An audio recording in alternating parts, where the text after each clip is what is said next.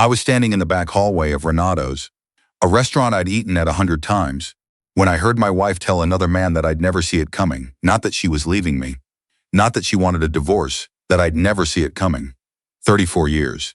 That's how long we'd been married.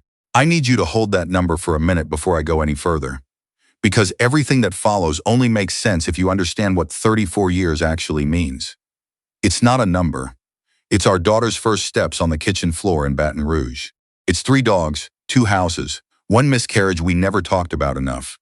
It's me holding her hand in the hospital when her mother died, and her holding mine 2 years later when my father did. 34 years is the shorthand language you build with someone. The look across a dinner table that says, "I'm tired. Let's go home," without a single word spoken. I thought I knew every version of that woman. I was wrong. Let me back up to that Thursday afternoon in late October. My wife had asked me to stop by Renato's and confirm our reservation for Saturday, our anniversary, 34 years. She'd been talking about this dinner for weeks, wanted the corner booth, the good wine, the whole thing. I was retired. She was still working part-time at the landscape architecture firm, where she'd been a partner for 20 years. Life was comfortable, quiet, the kind of quiet I'd spent most of my career looking forward to. I walked in around 2 in the afternoon. The lunch crowd had cleared out. The host stand was empty, so I moved toward the bar, figuring someone would find me. That's when I heard Renato himself come through the kitchen door. Renato Esposito and I go back almost 15 years. He opened this place when the neighborhood was still rough, and I was one of his first regulars. We weren't close friends exactly, but the kind of close you get with a man you've seen every few weeks for a decade and a half. He knew my order. He knew my wife's name. He knew I took my espresso without sugar. He saw me and something shifted in his face. Not alarm exactly. More like calculation, the look of a man deciding something very quickly. He walked straight to me, put a hand on my arm, and said quietly, "Come with me, right now." "Don't ask me why yet," I almost laughed. "Renato, I just came to check on. I know why you came." His grip tightened slightly. "Please." There was something in his voice that stopped me from arguing. I followed him through the kitchen, past the prep line, into the narrow corridor where the dry storage was kept.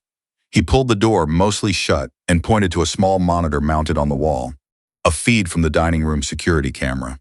My wife was sitting in the corner booth, our booth, and she was not alone. The man across from her was someone I recognized immediately, though it took me a half-second to place him out of context. My wife's business partner, the man who'd joined her firm 6 years ago, the one she'd mentored, advocated for, eventually elevated to equal partner. He was somewhere in his mid-40s, sharp dresser, the kind of man who speaks in complete sentences and makes it feel like a performance. "They've been here 20 minutes, Renato said, very low.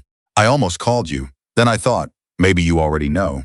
But the way she looked when she came in, checking the door, asking me to seat them somewhere private. He shook his head.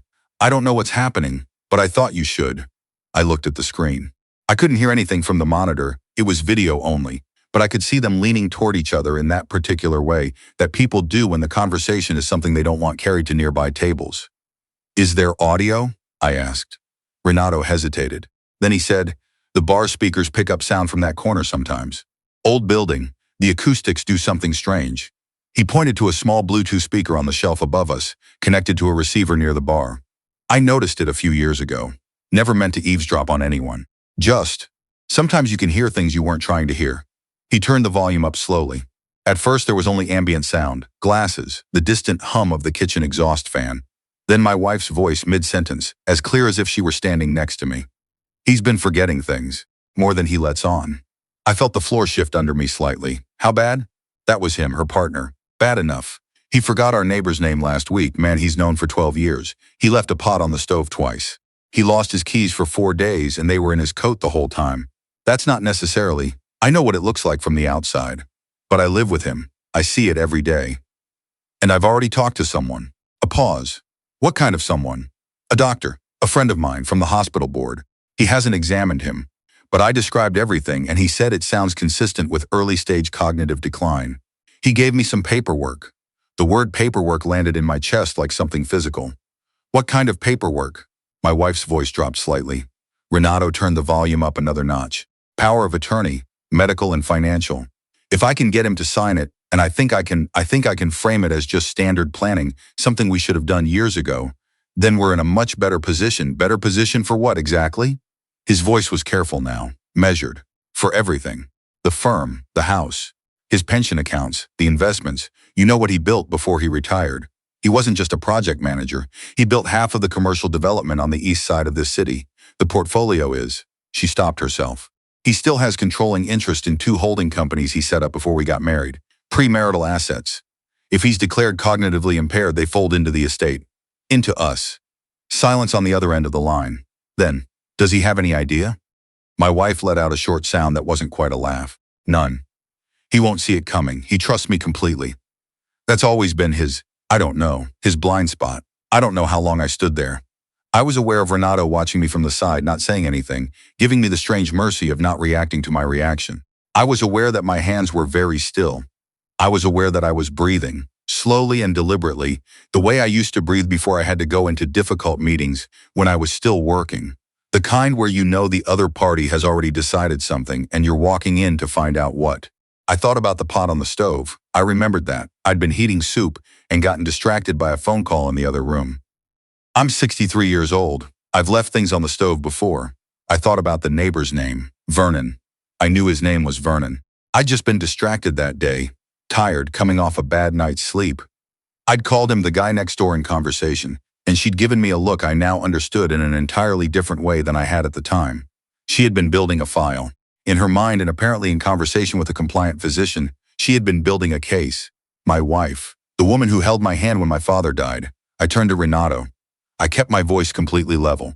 Do you have a phone I can use? I'd rather not use mine right now. He handed me his without a word. I stepped into the walk-in cooler, which felt appropriate somehow, and called my attorney. Her name is Patricia. No, wait, her name is not Patricia.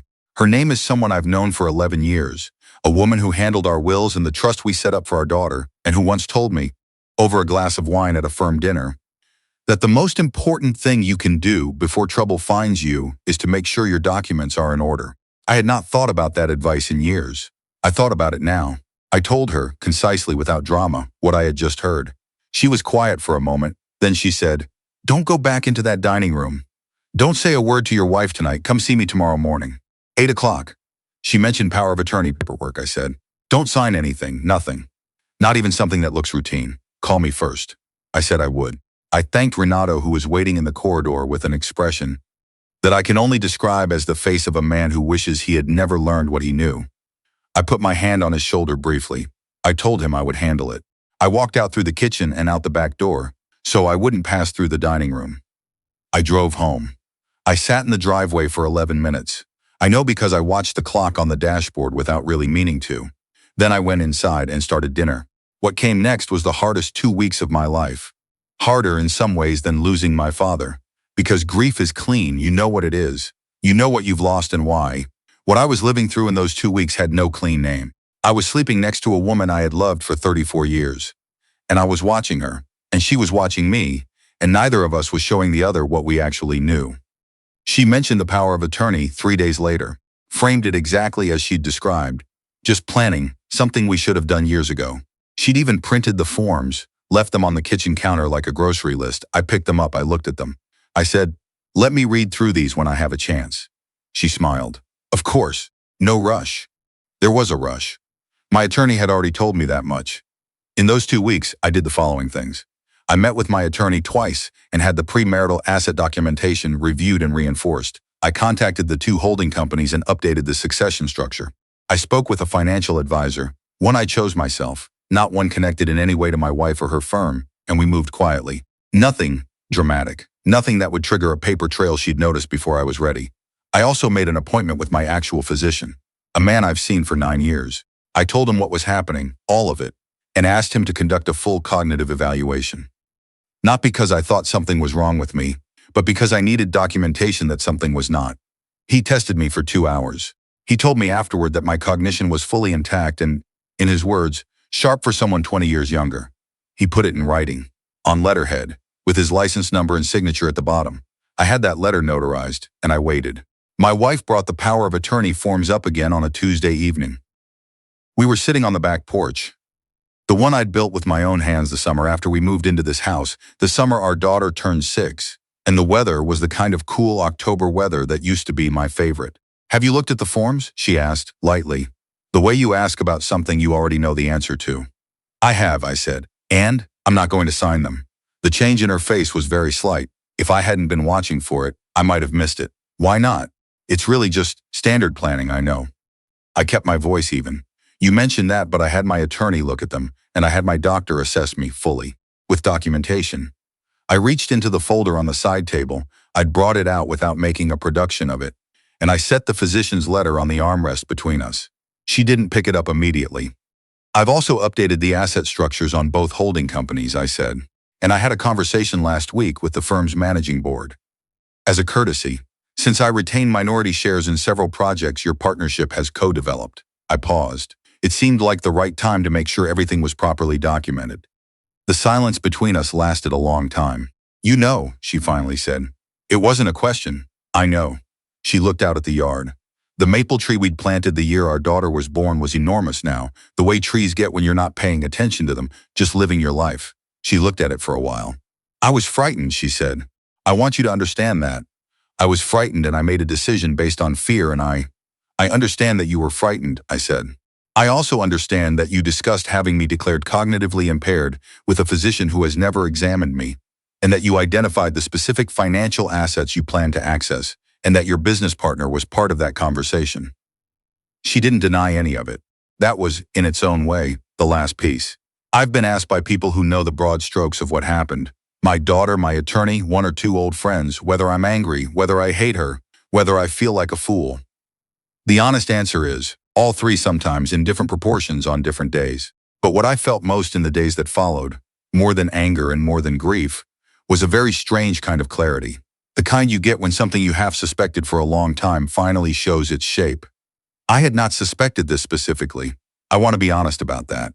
I had not walked around thinking my wife was plotting against me, but I had felt for some time, years maybe, a subtle shift in how she looked at me. A patience that felt less like love and more like management. The way she'd taken over certain conversations at dinner parties, finishing my sentences in a way that used to feel like intimacy and had lately felt like something else. I hadn't named it. Now I didn't have to. We separated formally in December.